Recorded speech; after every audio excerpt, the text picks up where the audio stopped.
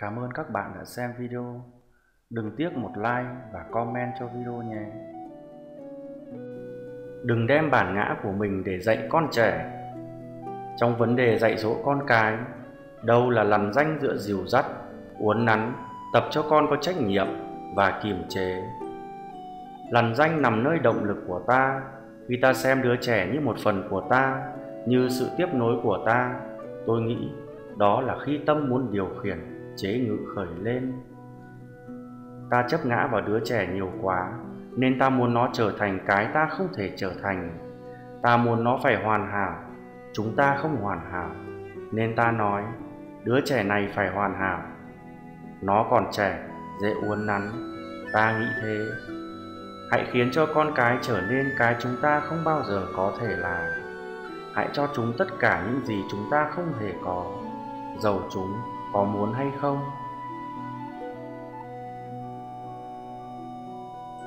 Khi ta đặt cái bản ngã của mình vào nơi đứa trẻ, ta không phân rõ sự khác biệt giữa ta và chúng sanh kia. Từ đó, sự kiềm chế, điều khiển xuất hiện. Khi ta nhìn thấy đứa trẻ như một con người đặc biệt, đã đến với cuộc đời này, mang theo nghiệp và bao nhiêu thứ nữa từ kiếp sống trước, rằng nó có Phật tánh của riêng nó, thì vai trò của bạn giống như một phục dịch viên. Vai trò của bạn là hướng dẫn và nương nắn đứa trẻ. Chúng ta phải quan sát xem đứa trẻ có năng khiếu hay thiên hướng gì. Thí dụ, con bạn thích âm nhạc, nhưng bạn muốn nó giỏi toán, nên bạn nói: dẹp âm nhạc đi, con phải học toán cho giỏi. Đồ ngu, sao làm bài toán này sai rồi, mày không làm gì nên thân cả, tao phải mướn người kèm mới được. Hay như: mày làm bài thi dở quá, mới học kỳ 1 mà chỉ làm được 50%, hàng xóm sẽ cười vào mặt tao, cả đời mày sẽ thất bại thôi. Mô Phật, đó chỉ là một đứa trẻ, và vấn đề chỉ là về toán. Biết đâu con bạn là thiên tài âm nhạc. Con trẻ chỉ cần học một ít toán, dẫu không đạt được điểm cao về toán, thì thế giới cũng đâu hoàn toàn sụp đổ. Bạn cần khám phá xem con mình giỏi về gì, khả năng đặc biệt của nó là gì, rồi thì giúp nó tưới tẩm những điều đó. Có thể con bạn là Mozart, nhưng bạn muốn biến nó thành Einstein là điều không tưởng. Ngay cả nếu chúng không phải là Einstein hay Mozart thì đã sao? Một đứa trẻ có những năng khiếu riêng mà với tư cách là bậc cha mẹ, bạn phải phát hiện ra và bồi dưỡng chúng. Giáo dục con cái có lẽ là công việc khó nhất mà ta phải thực hiện, nhưng lại là cái mà ta ít được rèn luyện nhất. Thực hành Pháp không phải chỉ là việc đến chùa, không phải chỉ đọc tụng kinh Phật hay niệm danh hiệu Phật. Pháp hành chính là cách sống của ta, cách ta hành xử trong gia đình, cách ta giao tiếp với đồng sự, cách ta quan hệ với người cùng quê hương, người cùng sống chung trên trái đất này. Chúng ta cần mang những lời dạy của Đức Phật về lòng từ bi vào gia đình, nơi công sở, ngay cả vào chợ, vào những nơi công cộng.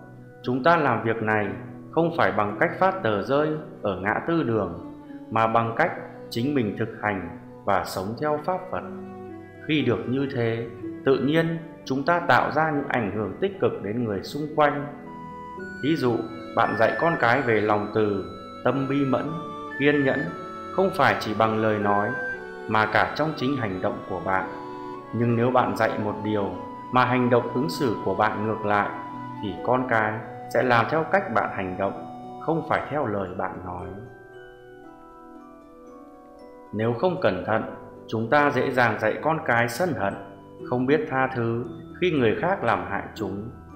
Hãy nhìn những gì xảy ra ở Yugoslavia trước đây. Đó là một thí dụ hùng hồn về việc người lớn dạy cho con trẻ lòng sân hận trong gia đình, cũng như ở trường học. Khi những đứa trẻ này lớn lên, chúng cũng dạy con cái chúng lòng sân hận. Từ thế hệ này sang thế hệ khác, cứ tiếp tục như thế, và thử nhìn xem. Có quá nhiều đau khổ nơi xứ sở đó, thật đáng buồn. Đôi khi bạn còn dạy con cái ghét các thành viên khác trong gia đình. Thí dụ như khi ông bà nội bà ngoại. Thí dụ như khi ông bà nội ngoại hai bên không thuận thảo với nhau, vậy là hai bên gia đình không tiếp xúc với nhau. Đôi khi những điều đó xảy ra trước khi bạn có mặt trên đời. Bạn thực sự không biết điều gì đã xảy ra, nhưng vì việc đó bạn không thể tiếp xúc với một số họ hàng, rồi bạn truyền lại những điều đó cho con cháu bạn. Chúng học được bài học rằng cách giải quyết việc tranh chấp với ai đó là không bao giờ tiếp xúc với họ nữa. Việc làm đó có giúp chúng trở thành người tử tế và hạnh phúc không? Bạn nên suy nghĩ kỹ về điều này để chắc chắn rằng bạn chỉ dạy cho con những điều tốt lành. Đó là lý do tại sao việc bạn phải gương mẫu trong hành động là quan trọng.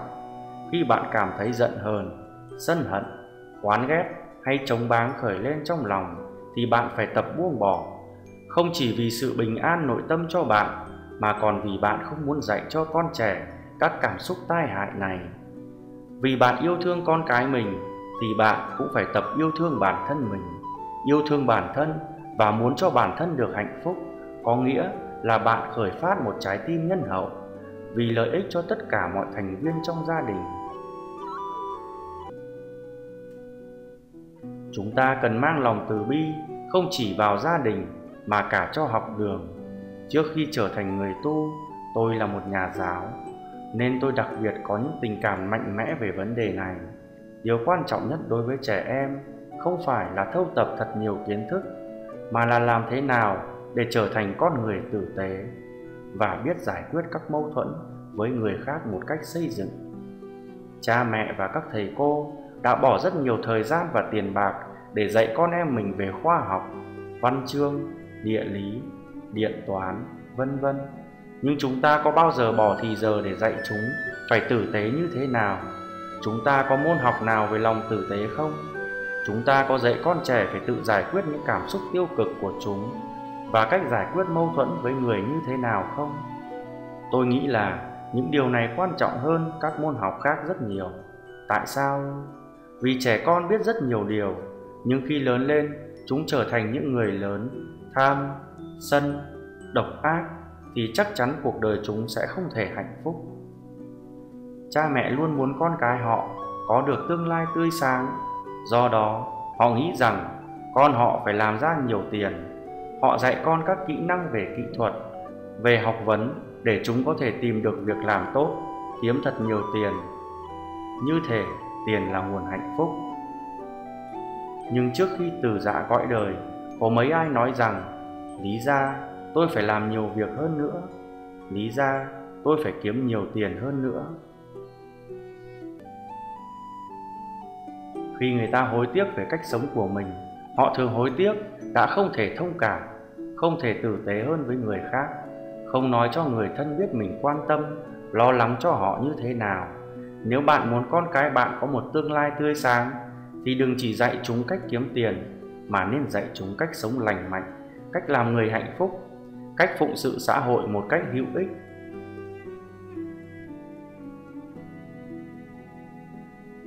Dạy trẻ em biết cách chia sẻ. Cha mẹ phải làm gương về điều này.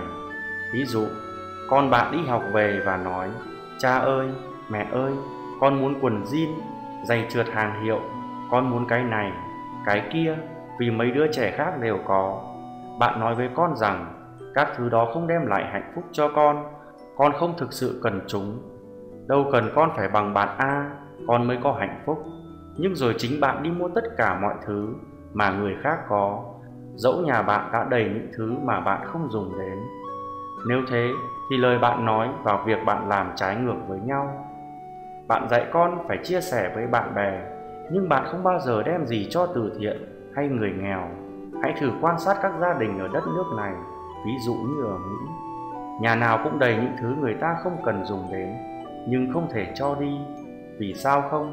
Vì người ta sợ rằng nếu cho đi, mai kia ta có thể cần đến chúng. Chúng ta thấy khó chia sẻ với người khác, nhưng lại dạy con cái phải biết cách chia sẻ. Cách đơn giản nhất để dạy con cái rộng rãi là cho tất cả những gì bạn không dùng đến trong năm. Nếu cả năm bạn đã không cần dùng đến thứ gì đó, thì có lẽ năm sau bạn cũng không cần dùng đến. Có rất nhiều người nghèo cần đến chúng, nên cho chúng đi là giúp đỡ bản thân, giúp đỡ con cái và người khác. Một phương cách khác để dạy con trẻ lòng tử tế là không mua tất cả những gì bạn muốn, thay vào đó để dành tiền cho từ thiện hay người cần giúp đỡ. Bạn có thể dạy cho con cái bằng chính kinh nghiệm bản thân rằng tích lũy càng nhiều của cải vật chất không mang lại hạnh phúc. Điều quan trọng hơn là phải biết chia sẻ với người khác. Song hành theo đó, ta cần dạy trẻ về môi trường và sự tái chế. Chăm sóc môi trường mà ta chia sẻ với các sinh vật khác là một phần của việc thực hành lòng từ bi. Nếu ta hủy hoại môi trường, ta gây hại cho con người. Ví dụ, nếu ta sử dụng nhiều các bao bì nhưng không tái chế, chỉ dùng một lần rồi vứt đi, thì ta đã làm gì cho các thế hệ tương lai? Chúng sẽ thừa hưởng những bãi rác lớn hơn. Tôi rất mừng vì giờ nhiều người đã biết cách tái sử dụng và tái chế nhiều thứ. Đó là một phần quan trọng trong việc hành pháp, một hoạt động mà các chùa, các trung tâm tu tập cần phải làm gương, làm đầu.